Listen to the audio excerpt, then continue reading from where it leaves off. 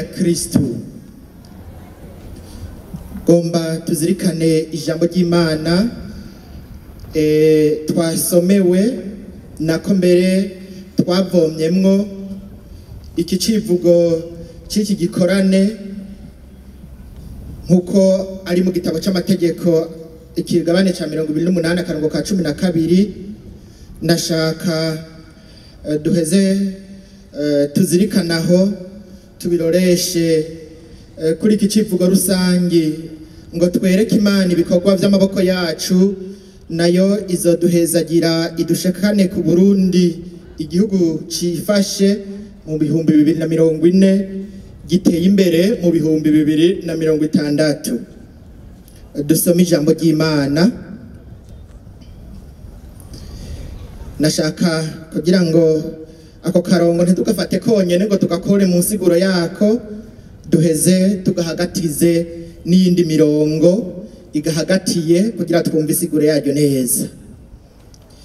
Ivyo dusoma mu gitabo c'amategeko, niwumviriza neza ijwi ry'Umukama Imana yawe ukitwararika gukurikiza amategeko yiwe yose ndagutegetse uyu munsi, Umukama Imana yawe azokugira mukuru cane, urengere ibihugu vyose biri kw'isi. Iyi mihezagiro yose izogushungurukirako igusage, kuko uzoba wumvirije ijwi ry'Umukama Imana yawe. Umukama azokugira igihugu ceranda ciwe bwite, nkuko yabikurahiye niwazigama amategeko y'Umukama Imana yawe ukagendera mu nzira ziwe. Umukama azokugururira itunga ryiwe ry'agatangaza ari ryo juru, ngo ahe imvura igihugu cawe mu gihe cayo, kandi ahezagire ibikorwa vy'iminwe yawe vyose. Uzoha ingurane ibihugu vyinshi, ariko weho nta ngurane uzosaba. Umukama azokugira uwa mbere, ntazokugira uwa nyuma. Uzokwama uri hejuru, ntuzoja mu busi, niwumvira amategeko y'Umukama Imana yawe ndagutegetse uyu munsi kuzigama no gukurikiza, nutahengamira iburyo canke ibubamfu mu majambo yose ndabategetse uyu munsi, kandi nutakurikira izindi mana ngo uzikorere. Iryo ni ijambo ry'Imana.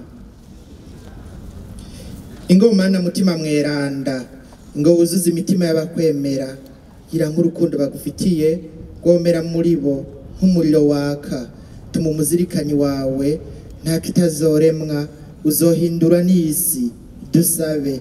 Mana wowe wakwije mu bwenge bw'abakwemera umuco w'Amana mutima mweranda, gira uduhe umuzirikanyi wawe mwiza, tubashe gutegera ivyiza, uhora utubera umuhoza aduhimbara.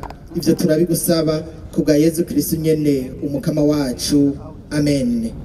Bavukanyi ntore z'Imana, iri jambo ry'Imana birabereye kugira ngo turyumve neza, tumenye neza na neza abo ryandikiwe mu gihe caryo, tumenye uwavuze aya majambo, tumenye n'iki, kuko kenshi na kenshi niyo turiko turaryumva ku munsi w'Imana canke mu bindi bitabo vyatororokanijwe nk'ibisomwa vyeranda, twumva bama batangurira ngo muri irya misi Musa aya majambo yabwiwe Abanyisirayeli bimirije kujabukira mu gihugu c'isezerano. Twibukanye yuko muri irya misi, muri kirya gihe ca Musa, Abanyisirayeli bari bamaze imyaka myinshi cyane mu buja mu Misiri. Imana irabona amagorwa barimwo, hasigaye irabavuga iti ngomba ngarure, ngomba nkize igihugu canje ndagishikane mu gihugu c'isezerano, aho bazoruhuka bagatuza, bakava kuri ca kimoko c'ababatwaza umukazo bo mu Misiri. Niho gufata urugendo, baca mu bugaragwa, babona amagorwa menshi, inzara n'inyota birabakubita, bagomba bashike muri nya gihugu. Rero Imana ibanza kubaca amahani, ntivyo bari bakeneye umuhezagiro, kandi Imana irashaka kubahezagira nk'uko babishaka, mugabo ibanza kubereka ivyo bategerezwa gukora. ikabanza kubereka ico twokwita ubu ibwirizwa shingiro n'ingendo bagenderako. Ico gihe nayo yari amabwirizwa 10 n'ayandi mategeko agenga imibano y'abantu muri ico gihe. Nico gituma dusomye muri iki gitabo c'amategeko guhera ku kigabane nako ni mu gitabo c'amategeko nyene guhera ku kigabane ca 12 gushika ku kigabane ca 27 tubonamwo ayo mategeko yose mu mpande zose z'ubuzima bw'umuntu yiyongera kuri ya mabwirizwa 10 Imana yari yashikiriza abanyisirayeli. Rero ico no kwita no vuga nti itegeko ngendeko canke igitegerezwa bategezwa kwiyubara cyangwa kwirinda nuguhemukira Imana. Ico bategerezwa kwisunga no kwitwararika no kurangura aya mategeko y'Imana n'amabwirizwa yayo 10 kugira ngo bazoronke ya mihezagiro. Twatanguye iki gisabisho bari dusomera iyo mihezagiro yose, sinashimye kuyigarukako, nibaza ko mutayibagiye. Iyo mihezagiro rero bagomba muri ico gihugu c'isezerano sugupfa kuronka, sugupfa gutarukirako, barabanza kurangura amategeko y'Imana, barabanza kurangura ishaka ry'Imana, bagakurikiza amabwirizwa yayo. Gutyo rero Imana izoheza ibahezagire, Imana izoheza ibagire rurangiranwa, Imana izoheza ibagire basamuragwa. Kurangura amategeko y'Imana, kurangura amategeko sinzi ko mwaharuye neza muri iri jambo ry'Imana twafashe nk'ijambo gishimikiro ry'iki gikorane kimaze imisi. Ijambo amategeko rigaruka inshuro 3, riza mu ntango, rikaza hagati, rikaza no mu mpera. Mu ntango ati niwarangura, niwumviriza neza ijwi ry'Umukama Imana yawe, ukitwararika ukurikiza amategeko, ako nakarongo ka mbere. Ugarutse ku karongo k'icenda hagati na hagati, niwakurikiza amategeko ndagushikirije uyu munsi, uzoheza uba igihugu ceranda c'Imana. Ubwa nyuma kuri iki turongo twa 13 na 14 niwaheza rero ukarangura aya mategeko ndagushikirije, uzoheza uhezagirwe. Amategeko bavukanyi aho hari muri irya misi rero ya Musa, hari muri irya misi ya Musa, tuve muri irya misi ya Musa tuze muri no misi yacu rero. Bega none muri no misi yacu hoho, muri buno Burundi bwacu, Uburundi bushashaye kuba bwifashe mu 2040, Uburundi bushashaye kuba igihugu giteye imbere mu 2060, iryo hangiro iyo mbona kazoza twoyishikako gute tumurikiwe n'iri jambo ry'Imana. Bavukanye intore z'Imana, iki gihugu ca Israeli cyari gifise Musa akija imbere, ni nawe Imana yaciye ko kugira ngo ibabwire aya majambo hari muri kiriya gihe ciwe. No muri iki gihe nyene hariho Musa Imana yaduhaye ducako icako, asigaye akatubwira kandi akadufasha gushira mu ngiro ayo mabwirizwa y'Imana kugira ashamikire mu yandi mategeko yose agenga kino gihugu, tuhereye ku itegeko nyamukuru ibwirizwa shingiro. Uwo Musa wacu ntimumuyobewe, ni nyene icubahiro, aragahezagirwa n'Imana. None rero nibaza yuko ino mbona kazoza y'igihugu cifashe mu 2040 giteye imbere mu 2060 niwe yayidushikirije. Ariko rero kwiri jambo ry'Imana twarihawe kugira ngo rituyobore, ritumurikire. Mbega none ubwo si indoto? Mbega none ubwo turabishoboye? Mbega none ubwo twobishikako gute? Bavukanye intore z'Imana, mu nkundire turabire hamwe ibintu bishika 10 bikenewe kugira dushike ku gihugu cifashe mu 2040 giteye imbere mu 2060, tuza turavoma buhoro buhoro buke buke muri iri jambo ry'Imana. Ubwa mbere nukurangura amategeko y'Umukama, ukurangura amategeko y'Umukama. Amabwirizwa y'Imana nangahe murakoze? Ni 10 kandi murabitoye. N'igihe Imana yashikiriza Musa ku musozi wa Sinayi yari 10. Mugabo rero sukuvugira ku nsya zamenye gusa ngo amabwirizwa y'Imana ni 10 ukagomba ukayadondagura naho wowe usinziriye ukaranda mu kuyavuga.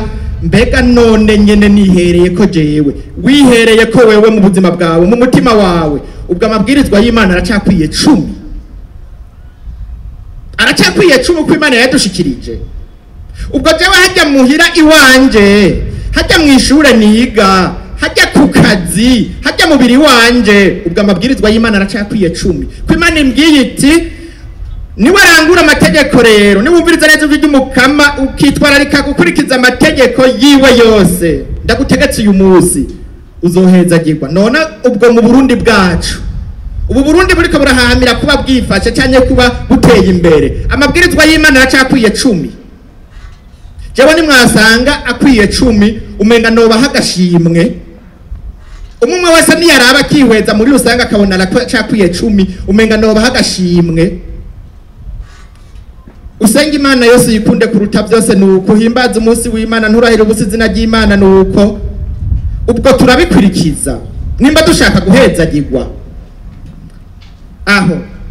Ubwo nimba amabwirizwa y'Imana 10 akwiye ko hari ibwirizwa ritubuza kwiba, none ko twama twumva bavuga ngo abanyonyeza, ko hari itegeko ritubuza kubesha, ko numva hariho abasigaye bakoresha ikinyoma kugira bashobore gushika ku byo bashaka gushikako, ko hari itegeko ritubuza novuga nti kudahimbaza umunsi ritubuza kudahimbaza umunsi w'Imana no kurangura yandi mategeko yose. None ko hari abigira nk'ivy'inkende zigira ku gitiga yemwe, amabwirizwa y'Imana aracakwiye 10 aho mperereye, ako kabadogombe kandi iryo rikabijambo nuko mukunzi mukama. Ijambo rya kabiri kuri aka karongo ka mbere nyene nukurangura yandi mategeko agenga umubano mwiza mu bantu nibibakikije. Bavukanye intore z'Imana tukaba dushaka gushika ku gihugu cifashe, ku gihugu giteye imbere, ata amategeko akurikizwa ntituzofata ubigovyeko. Nibikunda bizoguma ku rurimi, bizoguma mu ndirimbo, mugabo kubishikako mu ngiro muri rusangi ntibikunda. ayandi mategeko dutegerezwa kurabirako, iryo bwirizwa shingiro n'ayandi mategeko twahawe gushika mu makoperative tuba turimo ku mitumba, turayagendera. None tutayagendera twisubireko. Ubwa kabiri, kubaha no kwisunga amategeko n'amabwirizwa y'igihugu nivyo. Hanyuma kandi kwigenza nk'abantu bavukanyi. Ibyo byose tuvuga umwe wese no mubwira nti banza ubumuntu, kuko utabaye umuntu utagenzwa n'agashusho k'Imana kagenda muri wewe, utagenzwa na bwa buntu Imana yakuremana, ibyo uzogira byose zo kubaka byose zo kubaka bisenyuka. Hakiri nk'abantu umugani wari karavuga, hakiri abantu bamaze kwikura izina ry'ubuntu bakitwa amazina y'ibikoko nkuko ari karabivuga. Abantu bacitwa imfizi za komine, abantu bacitwa udusuguru two muci, abantu bacitwa amasato n'amasiha mu bigega. Ntituzoshika ku gihugu cifashe nta namba. Banza ubumuntu. Ubwa kane, gukura amaboko mu mpuzu. Twerekerera Imana ibikorwa by'amaboko yacu, turwanye ubunebwe ku kazi no mu mashure, dukunda ibikorwa kandi twame twirimbura, turabaho twungutse naho twahombye ngo twisubireko. Ndasavye abantu bajetwa gutegekanya imigambi iyo bavuga ati ubu rero turafise ihangiro ryo mu myaka nini twararimbuye, turaraba yuko iryo hangiro twarishitseko, mbega aho byaduceje mugani uraho byankiye he, kugira ngo turabe umumekanisiye yodufasha kugira tuwakore tubandanye urugendo. Aho twabitoye komereza aho nyene. Kugira umutima n'ubwa gatanu, kugira umutima ukunda igihugu na beneco. Bavukanyi aho byama byankira hose nukutagira umutima ukunda igihugu na beneco. Umuntu agashaka yuko abasatuntu twanje, abantu gasanga bagwaye ingwara y'ubujenyene, jewe nteye imbere birabisha, jewe njabutse naho noca nkura ko imitambikwa abandi bakabura iyo baca. Gukunda igihugu na beneco, kudakumirana. Iryo hangiro tuzorishika ko twese turi hamwe, cyane cyane mwebwe ijuru ryatwengeye mukaja ku butegetsi ngo musukurire abandi. Ndateye akamo kandi ndahanuye umuntu wese abifise mu ijambo ngo ahamagare mwene waba kiri kure, ubukiri kure y'igihugu, ubukiri kure y'amajambere ngo aze kugira ngo twubakire hamwe, kuko ntitwashobora kuba igihugu cifashe hakiriho abashwiragiye. Nimba tugomba kuba igihugu cifashe giteye imbere, tuje hamwe twese, kuko jewe ninatera imbere jenyene, ujya wundi yasigaye inyuma azova nk'umusuma, ntaho nzobirira. Ninashaka yuko nubaka inzu nziza jenyene, hakiri umuntu akiri muri ka mitego, ntaho bizokunda, azoca atera umwanda muri ya nzu nubatse. Tuje hamwe twese rero. Bwa gatandatu, kugira ubumwe nyabwo atari agahemo canke amajambo ya politike asiguwe kandi atahuwe nabi. Aho kugira ngo dushikire kuri iryo hangiro, ubumwe nyabwo atari ubwo ku rurimi gusa, kuko kubiririmba koko kubivuga biroroshe, mugabo atakuvuga hamwe usanga turi mu nama muri rusangi tukabivuga, mugabo umwe akagenda agiye gucira imizi kuzimu mugenzi we, ugasanga abantu twatabaguranye, ugasanga amashirahamwe yacu ayo tuzi yuko duteje imbere asigaye yaratobaguritse nk'imitoto yatobaguwe n'urubura. None rero kugira ubumwe atari ubw'agahemo. Ubwindwi, kugarukira indero mu mashure, erega igihugu cifashe cyangwa igihugu giteye imbere nikiza bari igihugu c'ibijuju. Ugwaruka muri ngaha mu nyumve, abigisha muri ngaha mu nyumve, n'abayobozi, gerageza kugira ngo iyo ndero mu mashure niyo ndero kama y'u Burundi ishigwe imbere kandi itera imbere. Igihugu cifashe n'igihugu c'incabwenge, igihugu giteye imbere n'igihugu c'incabwenge. Ubw'umunani, kwirinda ka mwana wa mama mu gutanga akazi no mu gushingwa amabanga. Nimba hakiriho abantu avuga ati jewe dosiye nzoyakira kubera nzi yuko dusangiye iki niki, ava hari iwacu, dusangiye umugambwe, dusangiye ishirahamwe, dusangiye koperative, gushika kuri rya hangiro muzoba mumbwira mpera mbone. Ariko rero ko tubibona ibuye riserutse ntiriba ricisha isuka, ngira ngo ababifise mu ijambo bazoheza babikorereko. Ubw'icenda, kutihebura kandi ngo twihebuza abandi. Hari abantu bamenyereye yuko ari ugutera ubwoba abandi gusa, ibintu biracika, ibintu nta kintu na kimwe dushobora gushikako. Nagomba ndababwire yuko no ku rugamba abasirikare batanguye kugira ubwoba, baba batsinzwe. Nukuvuga yuko nimba dufise ihangiro ryo gushika ku gihugu cifashe kandi igihugu giteye imbere, rinda rugabo. Erega nana nyuma nta warose urucanco rw'amagorwa cyangwa urucanco rw'ubukene. Murabyumva? Aha ku isi turashaka gutera imbere, mugari bitugora bizokwama biriho. Ko biriho rero tubirindire hamwe, turemeshanye. Apana guhagarara gusa kwisunzu ry'inzu umuntu avuga ngo urumva ngo naho mwogira gute naco muzoshikako. Haki mu engineer umubyo tugomba kubaka inzu, ngirira igicapo, arakwereka igicapo c'inzu nziza, mugabo rero atakugirira na devi, akakwereka amamiliyoni n'amamiliyaridi bizotwara kugira ngo yishikeko. Uciye usokora utindagiye, oho aho kaba kagusheshe, byabikunaniye. None natwe dushaka gushika kuri iryo hangiro, dutsinde ubwoba, tubone ko bishoboka, ntidukumirane. Nuko twese rero ubwicuma aribwo bwa nyuma, twese tube babirandaba. Haraho kenshi twihenda, ugasanga ngo aya mahangiro tuza turavuga ngo ni bya leta, ni by'umukuru w'igihugu, ni by'inama nshingamateka, ukamenga wa wundi mutoya ashoboka hariya hasi ku gatumba ntibimuraba. Twese tuba babirandaba, ntabe sindabibazwa, kuko kugira ngo igihugu cifate, igihugu gitera imbere bihera mu tuntu duto duto. Suko hazo hari amamiliyaridi menshi ngo niho duca dutera imbere. Urashobora kuyagira, hari abayifise muri iki gihugu, hari n'abashobora guhemba abakozi ba leta n'amezi n'atanu, mugabo muri rusange igihugu nigiteye imbere. Rero igihambaye ni kwa kuba umuntu, ni kwa kugendera amategeko y'Imana n'ay'igihugu, ugaheza ukumva yuko muri wewe uri birandaba, ntitubitaneko, kuko umuntu wese muri secteur yiwe. Jewe ndi umupolisi mwibarabara, mvugane uko bambwiye kuza kuraba uruja n'uruza, nzobikora ntagize mpunzi. Imodoka zimwe sinzozireka izindi ngo ndazifate ndazirambarareko. Jewe nimba ndi umwigisha mu gukosora, sinzoraba bizaje umunyeshuri nigisha. Nuko nimba ndi umukozi arima mu mirima aca amafaranga yo kumuzi, mukurimira kanaka nzorima nkuro yugwire neza, sinzorima ndenzako kugira ngo umwimbuzo ube mwishi. Nimba ndi umucamanza nzosoma amategeko ntayagondamitse. Nuko twese umwe wese agize ati birandaba icyo bigenda neza nuko